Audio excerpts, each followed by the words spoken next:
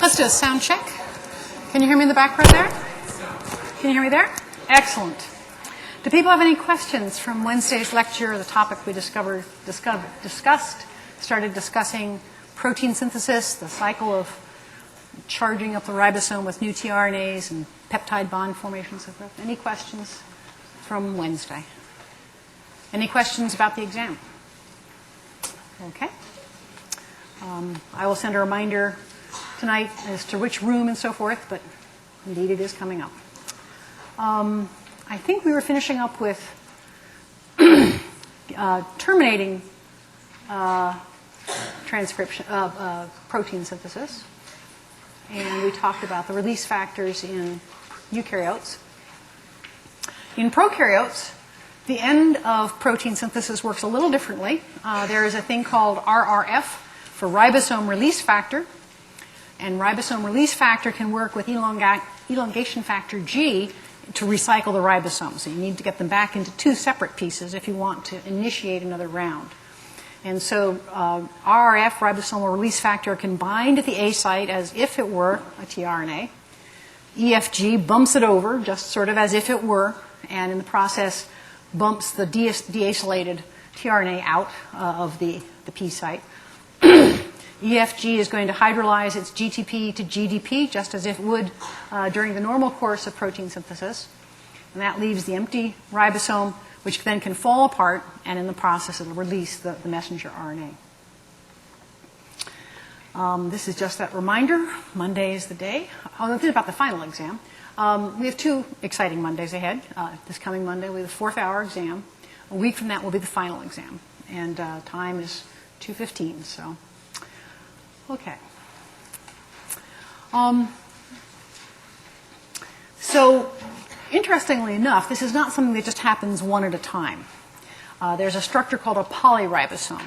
And once the first ribosome that binds to a messenger RNA has cleared that initiation site and is partway down the messenger RNA, if it's far enough away from the initiation site, you can get another ribosome binding there and getting the whole process started. And recent discoveries about the structure of eukaryotic polyribosomes are kind of interesting. This picture here is an electron micrograph. This is not nucleosomes. This is not beads on a string of DNA and histones. This is a polyribosome. The slender strand through the middle is the messenger RNA. The big blobby raisin-like things are ribosomes. And then you can see coming out of some of them the growing peptide chains. So this is a polyribosome. It's a messenger RNA with many polyribosomes on it. And it's probably for a fairly big protein like myosin or something like that, because this is quite a lot of ribosomes to be on one single messenger RNA. And part of the reason that this is functional is that most of the time messenger RNAs in eukaryotes don't look like this, of a long, skinny, extended thing. This thing was extended by the process that was needed to be used to make an electron micrograph of it. More commonly, this is the shape that we find messenger RNAs in. The 5' end of the messenger RNA, it has its 5' methyl G cap, which kind of looks like a 3' end. The 3' end of the molecule, which is downstream of the stop codon, has bound to it a poly-A binding protein. The poly-A, of course, was added after the fact. But because poly-A binding protein binds to the cap initiation factors, it makes typical messenger RNAs into a ring-like structure. So the initiation site, where the ribosome is going to start, knows that there's an end in sight. This is a way for the initiation site to be assured functionally that if they start translating here, it is a complete messenger RNA that goes all the way through the full length of the proper encoded protein. So this interaction between the poly-A binding protein and the cap binding factors is part of the quality control to make sure that damaged messenger RNAs are not used to any great extent to make partial proteins or something like that. Well, prokaryotes don't have poly-A tails on their messages, so they've got to do something else. And it turns out that there is quality control for prokaryotes, and they do it in a rather different kind of a way. They have a special RNA molecule, a small stable RNA molecule called 10-SA RNA, that has inside of the RNA 10 codons. It codes for a little 10 residue peptide. But it also kind of looks like a tRNA. And so this is showing you in a diagram what that looks like. So this is the little bit of the RNA that codes, has 10 codons in it and can code for 10 residues. This is the part that kind of looks like a tRNA. And this is just showing you that structure in a little more detail here, where you have the coding domain and you have the tRNA looking like domain. And so 10-saRNA can actually be charged as if it were a tRNA. It can get charged with an alanine. And that little encoding region is in fact a functional open reading frame. So this is both a transfer RNA and a messenger RNA. It's acting like a transfer RNA and also like a miniature messenger RNA. And what does that buy the cell? Well, something like this. So here we have a ribosome. It's got a stalled tRNA on it. It's got the peptide chain to that point, but it's not going to go any further because this is a junk messenger RNA that got damaged somehow, and part of it between the site where it's stuck and the end and that's the stop codon has gotten lost. And this ribosome is just stuck there. And what happens is the 10-saRNA can bind at the A site, at the acceptor site. The alanine that's at the end of the 10-saRNA can catalyze transpeptidation and transfer that defective peptide chain to that alanine. And that then will allow the release of the messenger RNA, which is a damaged messenger RNA, which will then get degraded and not get used again. So now we have a ribosome that has this 10-saRNA on it that's moved over. It can move over into the P site, and its little built-in messenger RNA now provides the information for adding 10 residues to this defective protein. So here we see, here's the 10-saRNA, and they've been reading along. Here's the alanine that was on it originally, and it's added several residues from this little miniature coding sequence in here. It's just behaving like a messenger RNA with transfer RNAs coming in and EFG and that kind of stuff. When it finishes coding, reading that little bit of coding sequence, the protein is released, but it now has a tag on it that says, I am a junk piece of protein, and it gets degraded. And because there is a functional stop codon in there, the normal machinery for ribosomal release allows the ribosome to be disassembled, and you now can make use of it again. So it's a very cute solution to control over messenger RNA quality. This is showing you that diagram in just a little more detail. And what's unusual about this diagram is this is one of the few diagrams I've found for ribosomes that includes the E site. That even though the E site is well documented and so forth, it hasn't made it into very many textbook drawings yet. So although this is telling us about the 10-saRNA, it also reminds us that ribosomes, in fact, have 3 tRNA binding sites. So here you have your messenger RNA that's stalled because it's a truncated mRNA. tRNA can't do anything because there's nothing to accommodate it. In comes our savior, 10-saRNA. It has its alanine there in the right position up near the large subunit to accept that damaged peptide. And here's the little bit of coding sequence that's about to get slid in. So transpeptidation happens. The damaged chain is transferred to that alanine. There's translocation, so the 10-saRNA moves over one binding site. And so in this one, the 10-saRNA tRNA bit is at the P site. It's bringing up its mRNA part so it can be used. And the old tRNA that just let go of the peptide is now in the E site. One more round of, 9 more rounds of elongation using this coding sequence. And now we have, here's the old damaged peptide. Here's the tagging sequence that's encoded in the 10-sRNA. And a proper stop codon, so it brings in a release factor. And now we can have a properly released process, the defective protein sent off to be degraded, and the ribosome reused. So kind of a cute strategy. Also a rather pretty ribosome. Most diagrams aren't pretty. This is from a Japanese article. So, okay. Well, translation is not enough. You know that most proteins have a particular stable three-dimensional structure that we call tertiary structure. That folded structure is compact. It has the hydrophobic stuff to the inside, the hydrophilic stuff to the outside, unless it's a membrane protein. And it needs to be in that shape to function. And so we need to see folding go on. Some proteins beyond just folding have processing of several kinds, and some proteins are translocated into different compartments of the cell. Folding can happen, folding actually can start happening as translation is going on. If you think about the relative size of polypeptides and the relative size of the ribosome, there's actually quite a lot of space open to the growing peptide chain. And in just the last few years, we have good evidence that as the peptide emerges from the ribosome, it starts folding up at the N-terminus. We don't know yet if that's true for all peptides, but we do know it's true for some peptides. So the less than complete protein is already starting to fold as it's emerging from the ribosome, sort of as if you're squirting toothpaste out of a tube and it started assembling itself into Lego blocks. But in addition to the intrinsic information of the primary sequence, some proteins benefit from the assistance of a protein complex called chaperones. This draws back in the 19th century that chaperones were around to make sure that bad interactions didn't happen. And that's what protein chaperones do. They try to avoid bad interactions. And that's because if you think about the place that a protein peptide is being born or emerging, the interior of a cell has a huge amount of stuff there. It's extremely full of stuff. And the most likely thing for it to hit is not necessarily itself.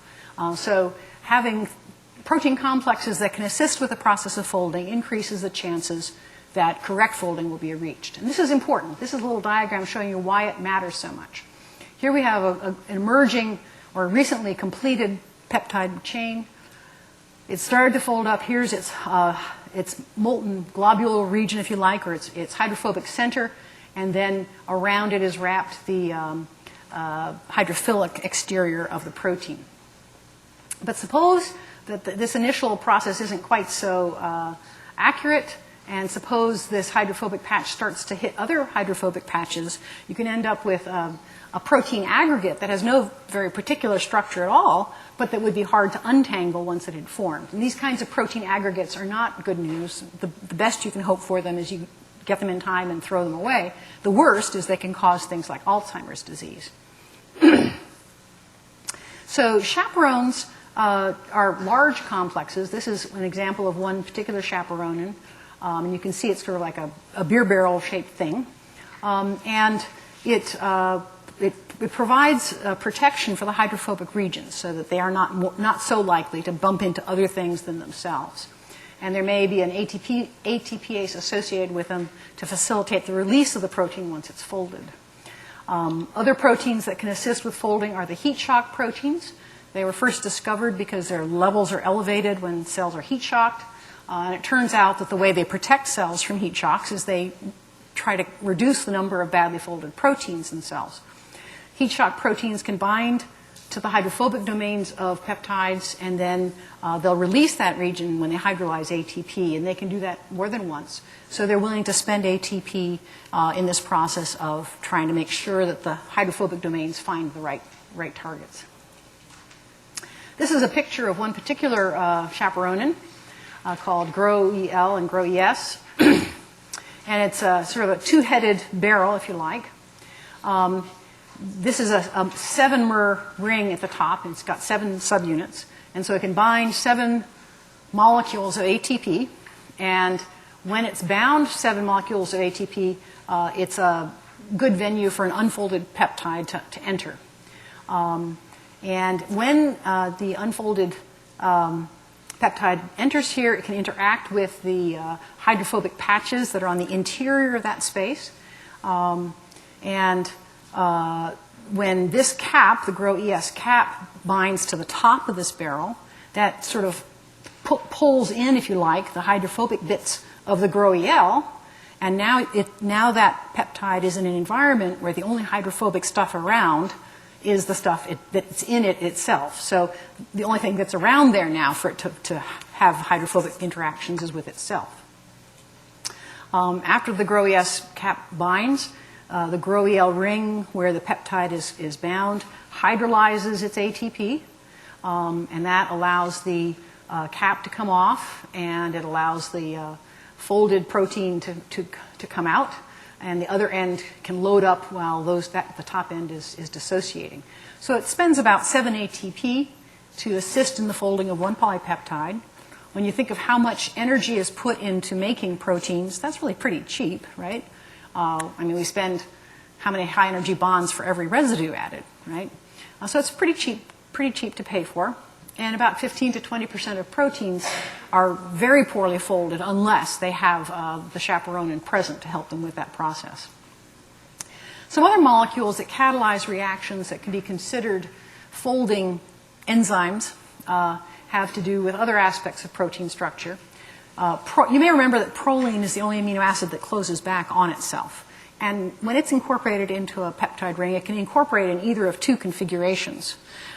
Those configurations can flip by themselves, but not very quickly.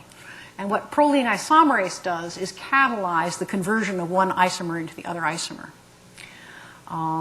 Another aspect of protein structure that can be facilitated are disulfide bonds. You may remember that cysteine has a sulfhydryl group on one end, and that some proteins have multiple sulfhydryls, and that they may make disulfide bridges, sulfur-sulfur bridges, that stabilize the structure. Well, if you have a protein that's got 6 or 10 or 30, I don't know if they're going to have 30, but you usually can have 6 or 10, different cysteines, maybe you're matching up to the wrong one. And what protein disulfide isomerase does is it sort of pulls apart a disulfide bridge and tries a different pair. So it can help it kind of explore the possible pairwise combinations and hopefully find the correct one. Any questions about this?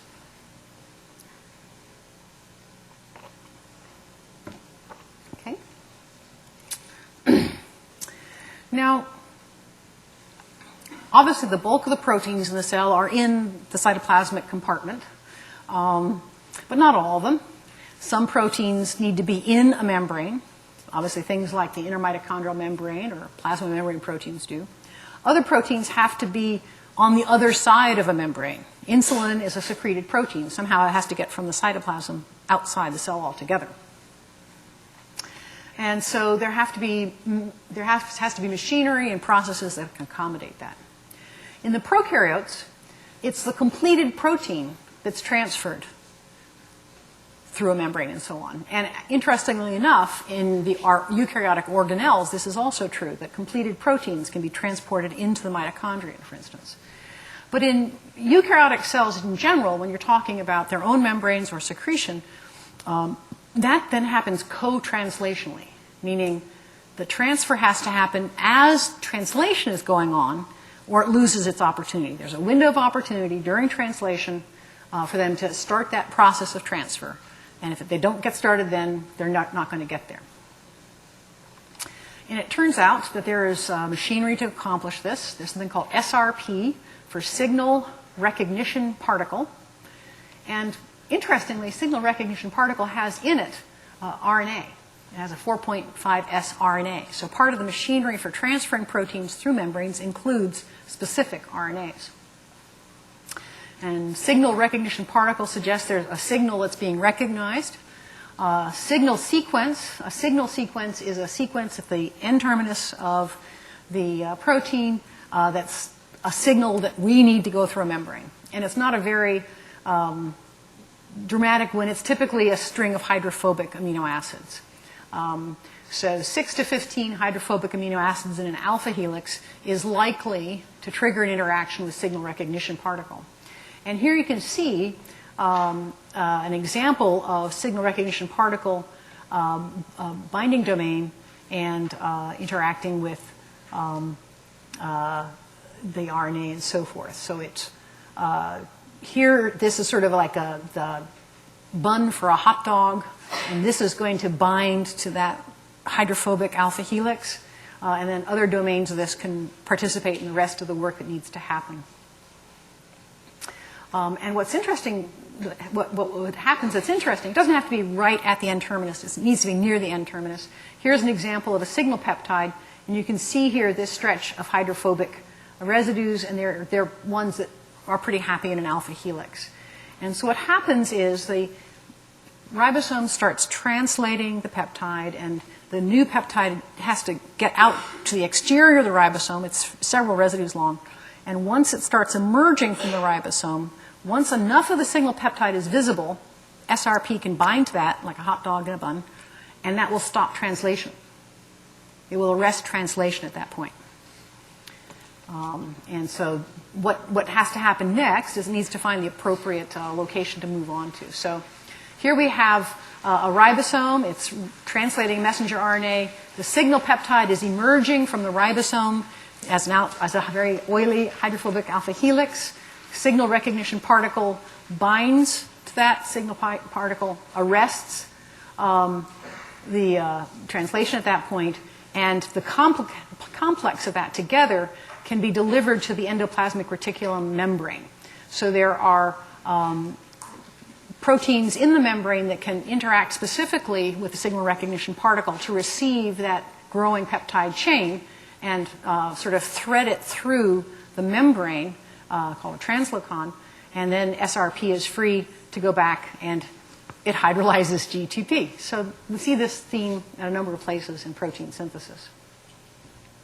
So now that it's bound to the endoplasmic reticulum, the ribosome is not arrested anymore, and it starts to elongate further and start to enter the lumen of the endoplasmic reticulum. So there's a hollow space inside the endoplasmic reticulum, and there is a peptidase associated with the translocon that recognizes the end of the signal peptide. And so after translation has continued long enough that the whole signal peptide is free and exposed, the signal peptidase can cut that off. And then translation continues. If it's going to be a secreted protein, it would be free in the ER lumen. If it's going to be a membrane protein, it might have snaked back down into the membrane and be threaded through it a couple of times before it's processed by the Golgi. So, many proteins are modified after synthesis. And I knew one protein chemist who claimed that everything was modified, we just didn't know it yet. I don't know if that's really quite true, but it's certainly true that there's a lot more modifications than was first suspected back at the beginning.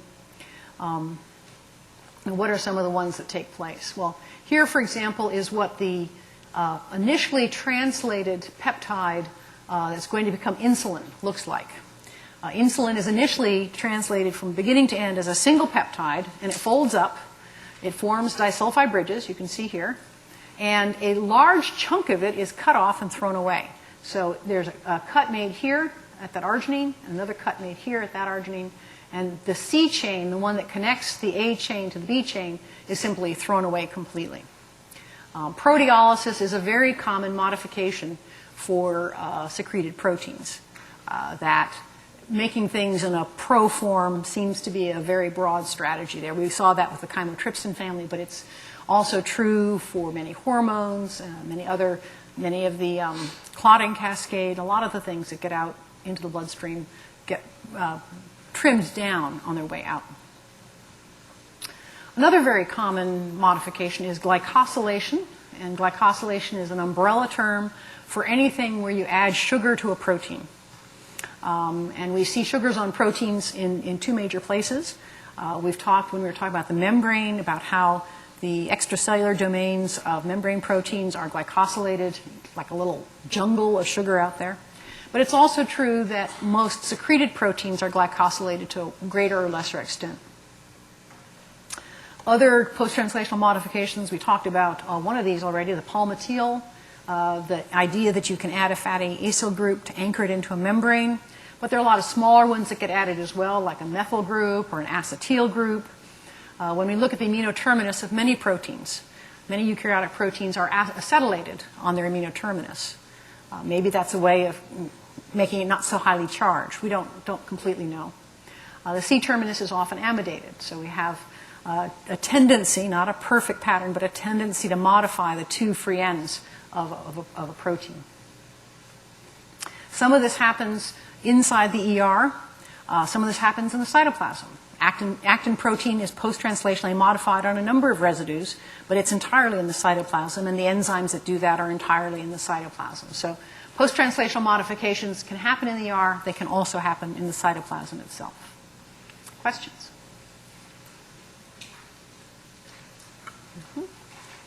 Okay. I've tried to emphasize that when you make something, you have to degrade it. When you have an on signal, you have an off signal. And we can synthesize proteins, but if we do, we also have to degrade them. And the degradation of proteins was not understood in anything like the detail of their synthesis for quite a period of time. There are specific structures called proteasomes for protease bodies, and proteasomes are able to degrade proteins in a controlled way. And they take advantage of ATP hydrolysis as a way to pay the cost of that control. In eukaryotes, one of the common ways of making sure that this particular protein is going to be degraded is to target it with a protein called ubiquitin. Ubiquitin is a small, compact protein that is present throughout the eukaryotes, ubiquitin, and extremely highly conserved. It has several functions, but proteolysis is one of them. We can often identify a short-lived protein by certain features of the structure. So just as we could identify proteins that had to be co-translationally inserted into the ER, other features can often tell us, not perfectly, but often tell us which ones are likely to have a short lifetime, and they're called PEST sequences. A PEST sequence is a hydrophilic stretch, at least 11 amino acids long, that's going to have at least a P, one proline, an E or D. So in other words, it can be either a glutamate or a sparkate. And then S for serine or threonines. That's PEST, right? PEST. And then this is usually flanked by lysines and arginines or histidines. So it's flanked by positively charged amino acids. But there can't be any positive ones inside the PEST sequence itself. So it's not a real precise signal, but it gives a general pattern. And that general pattern is likely to lead to a shortened lifetime for the protein. Oops, let me back up. Let me go back. So this is an example of a proteasome. And this has a barrel inside. And the things that are targeted by ubiquitin, if they enter this barrel, will be targets for the proteases on the sides of that. So what enters a proteasome is likely to come back out as several small pieces of peptides, which can then be handled elsewhere in the cell. So, well, that is the end of the topics that were covered by our textbook, but I want to close by sharing with you some work from my own laboratory that kind of puts together a number of different aspects of what we talked about during the semester, so you can see how different pieces of biochemistry can come together in a single story. I happen to think it's also kind of an interesting story in its own right. And this is about co-translational assembly, not now of membrane proteins, but of some cytoskeletal proteins. So polyribosomes, we just talked about them with multiple ribosomes on a single messenger RNA, turn out to be usually attached to the cytoskeleton in eukaryotic cells. They're not floating free. They tend to have a distribution in the cytoplasm, and that distribution is controlled by attachments to the cytoskeleton.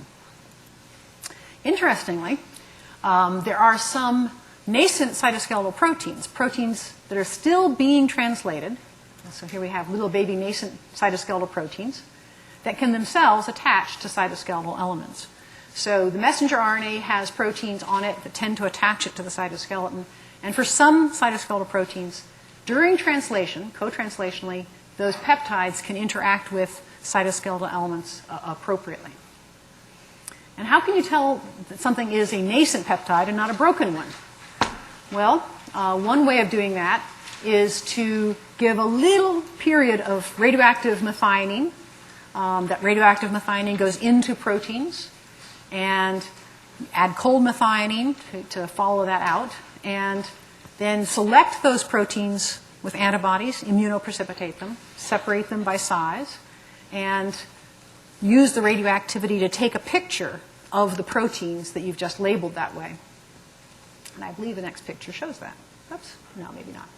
I thought there was a picture in there, but But this method allows us to see that there are proteins less than full-sized then become full-sized with time. So we can identify nascent peptides. We saw that nascent proteins could associate faithfully for muscle proteins that were included, for instance, myosin heavy chains. You remember the long double helical backbone of the myosin. About 30% of them will be on the skeleton as nascent proteins. We noticed that most of the titin was on the cytoskeleton nascent. Titin is a protein that's 1 million molecular weight. We shouldn't have been surprised with that one. That's the ruler that sets the length of muscles. Vimentin is a non-muscle protein. It's an intermediate filament protein, and we found that it assembled during translation to some extent, and that the extent varied with the cell type. So in red blood cells, it assembles after translation the conventional way. In chick embryonic fibroblasts, about half of it could assemble during translation. In an epithelial cell type, how it assembled depended on where it was in the cell cycle. So here's another aspect of cell metabolism that's controlled by cell cycle. Here's the pictures of the nascent chain. So this is immediately after the short pulse. You see the short peptide bands. These little stripes here, we now know, although we did not know at the time, are almost certainly places where the ribosomes are pausing for folding. And that's been established by other methods. And here you see the full-length protein there. Certainly a striking result. We'd like to know, do all cytoskeletal proteins do this? And if they don't, which ones can we predict which ones are likely to? Well, it isn't all cytoskeletal proteins. In the case of tubulin, we never saw anything like this. Authentic, definite cytoskeletal protein. Alpha-actinin, it's a cytoskeletal membrane protein. Never saw it doing it either. Non-muscle actin, it's no more than 10%. It might be 0. So definitely, these proteins and some others do it the conventional way, if you like, the way it was expected to do it. Be translated, fold, and go assemble. So can we add those up into a pattern? Well, we think about the proteins that do assemble during translation. Vimentin is a parallel coiled coil.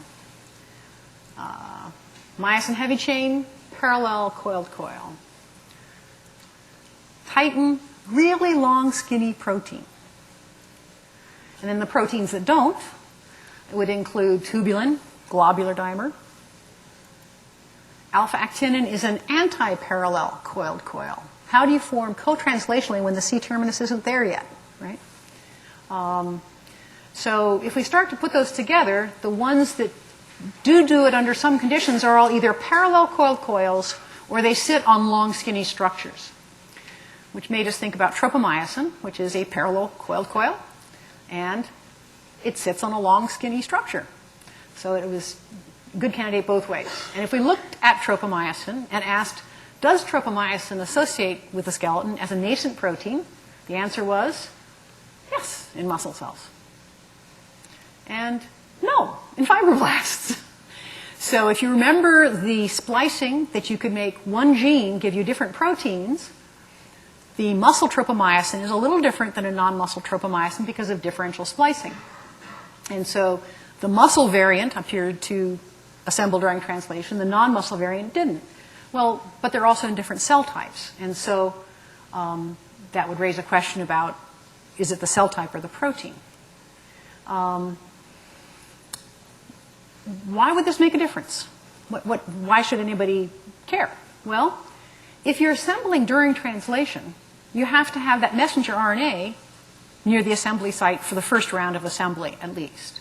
So maybe there's going to be some kind of control of the cell of where messenger RNA is. Co-translational assembly did not mean that the bulk of the protein had to stay with the messenger RNA. There's a long lifetime for cytoskeletal proteins, a lot of time to move around and rearrange.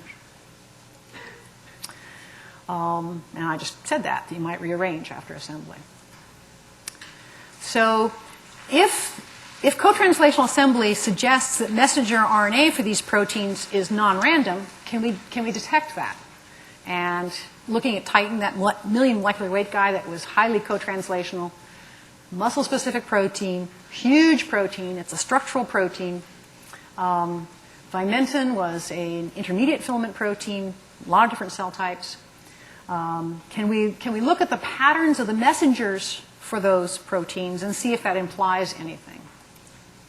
Well, here's Titin mRNA. In this picture, we're looking at immunofluorescence and a fluorescent in situ hybridization. So the green here is showing you something about the protein, and the red is showing you something about the messenger RNA. So here in the black and white versions, this is just protein here. This is just messenger RNA there. Certainly that's pretty localized. If you think about the sarcomere, it's 1.5 microns side to side. So the messenger RNA here is localized to within less a half a micron. Very precise. The particular part of Titin, Titin stretches the full length of the sarcomere, but monoclonals detect one part of it. This one detects a bit of the Titin that's at the place where actin and myosin overlap, the AI junction. So these green stripes are one particular location on Titin. This is the messenger RNA. This looks like it's not co-localized, but our probe was not to the AI junction. Our probe was to that domain of Titin. So in this case, the messenger RNA is co-localized to the domain of protein for which it codes. And that's just giving you the names of that, the myosin and AI junction locations. What about Vimentin message? Vimentin's a lot smaller. It's not a muscle protein.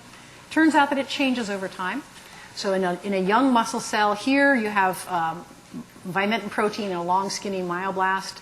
Its message is predominantly near the nucleus. The protein here in red, the mRNA in green. This is actually a series of sections through it, so it's building up a three-dimensional picture showing you that the bulk of the protein is in the processes, the bulk of the message is near the nucleus or near the base of the process. But this is older protein. This is protein that's about 2 days old at this point. If we look at a mature muscle cell, once spontaneously twitching, it's organized its sarcomeres, here we can see the co-localization of the Vimentin message and protein with as much precision, really, as we saw for the Titin. How about in fibroblasts? Well, here's a fibroblast, and this is one where we've marked our trend. We wanted to be able to detect the message we wanted to be able to mislocate messages. In other words, most messenger RNAs have a lot of 3' sequence. Part of that 3' sequence is what's called a zip code that tells the cell where to send it. And we wanted to put a zip code on it for a different location. We knew where Vimentin is normally found. We wanted to give it an actin zip code and send it where actin would normally go. And so this is just showing you that cells expressing this tagged Vimentin that's tagged with an ordinary Vimentin zip code look perfectly normal. So the green here is an epitope tag on the Vimentin to show you that the protein is assembled normally. The cells look happy. These cells are just at rest. There's nothing much happening. Okay. Here's the messenger RNA in cells at rest. You can see it's near the nucleus. It's, in fact, at one side of the nucleus near a structure called a centrosome. So if you start to compare these things, you'll see that the centrosomes are the principal locations for that. The centrosome is the center of the network of microtubules. And the microtubules and intermediate filaments interact in fibroblasts. So this is suggesting it's not just near the nucleus, it's on one particular side of the nucleus. But those cells weren't moving. They were just sort of hanging around. Can we make cells move? Yeah. If you grow cells until they fill the dish and then make a wound in them, if you scratch a wound onto the dish, they think there's a cut. They're going to try to heal the skin. And here we have cells that are trying to grow into a wound. And this is the messenger RNA for the Vimentin. And here should be the centrosomes. And you can see that these are starting to relocate their messenger RNA and centrosomes towards the free edge of the wound. That the co-localization is strongest at the free end, and behind the free end, there's no particular forward direction to it. Well, does it make a difference? Maybe this is just all accidental. Maybe it's just a coincidence. The way to test that would be to send it to the wrong place. And to do that, we have to make the Vimentin detectable with that green tag I put on there. It's a MIC tag. You need to be able to send it to the wrong place. That's by putting this different sequence in the 3' end of the messenger RNA. and then put that tagged, misdirected messenger RNA into fibroblasts. So we did that. And we can look for things like, is the shape the same? Do they move as well? Can they go through cell division? There are a lot of different behaviors that vimentin takes part in. This is sort of the names I'm using things. The experimental plasmid here would be MV beta, M for MIC tag, that makes us able to see it, V for vimentin, and B because it has the beta actin 3' UTR. You'd want to control for putting in things that bind at the actin site. So one control would be Z beta, which would be beta galactosidase sent to the actin site. Does filling up the actin site mess things up? That would control for that. You can control for location with MVV, MIC tag vimentin, that goes to the correct location. So you have to have controls for this. And this is a fibroblast, and its only problem is it's making vimentin where it normally makes actin. The protein is okay, it's just making it in the wrong spot.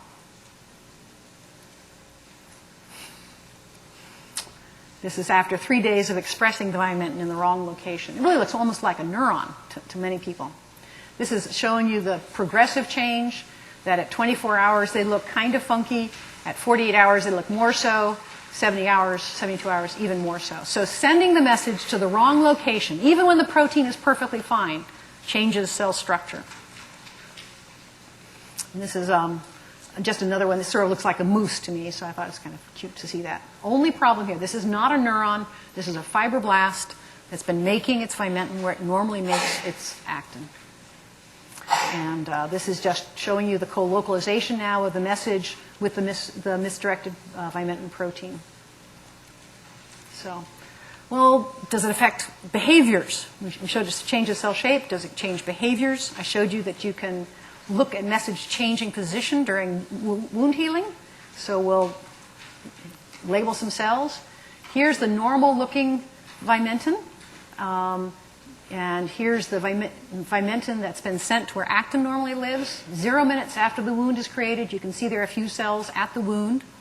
And then at 60 minutes, the tagged vimentin cells are equally distributed through the migrating layer. The mislocalized vimentin has disrupted cell function, so these cells can't move forward and fill in the wound. So there's a functional consequence to mislocating the message. And I guess that's as far as I took it. So, great. Well, thank you for sharing, and I hope you've enjoyed it. I've enjoyed sharing these things with you, and I'll see you on Monday, and then some review next week.